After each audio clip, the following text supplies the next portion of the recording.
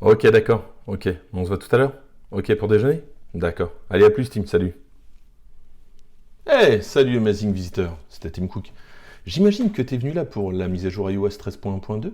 Eh ben, on va regarder ça tout de suite.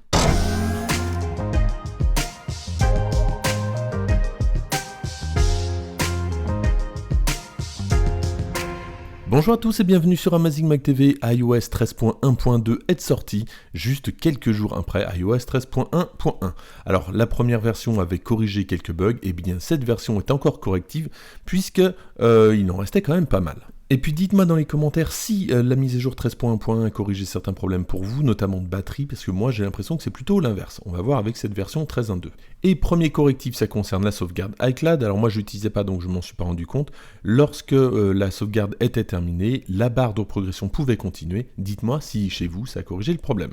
Autre correctif, alors par contre celui-ci je l'avais, lorsque j'utilisais l'appareil photo, celui-ci pouvait planter ou figer, souvent figé d'ailleurs, et j'étais obligé de quitter l'application et de la relancer pour que ça fonctionne. C'était un petit peu pénible parce que c'est assez récurrent. Donc le correctif normalement fonctionne, dites-moi si ça a amélioré les choses pour vous, pour l'instant moi j'ai pas eu de problème. Dans l'onglet général police, on n'a toujours rien, si on va dans l'App Store, on ne tombe sur rien. On ne sait pas quand est-ce que ça va arriver. Autre problème résolu, ça concerne les raccourcis Siri, et lorsqu'on demandait à HomePod certains raccourcis Siri, notamment avec des localisateurs de clés, pour moi en tout cas, ça ne fonctionnait pas, j'avais un message d'erreur. Où sont mes clés ? On va faire tout de suite un test. Une petite seconde.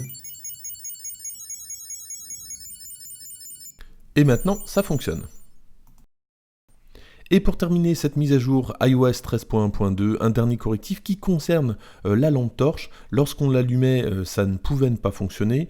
Donc moi j'avais pas noté le problème, en tout cas apparemment là je l'ai toujours pas, et que ça soit en utilisation directement sur le centre de contrôle ou depuis l'écran d'accueil avec Haptic Touch. Et deux autres correctifs dont j'avais pas remarqué les bugs, un qui empêche la perte de données d'étalonnage de l'affichage, et l'autre dans la voiture le Bluetooth pouvait se déconnecter, ça aussi je l'ai pas observé.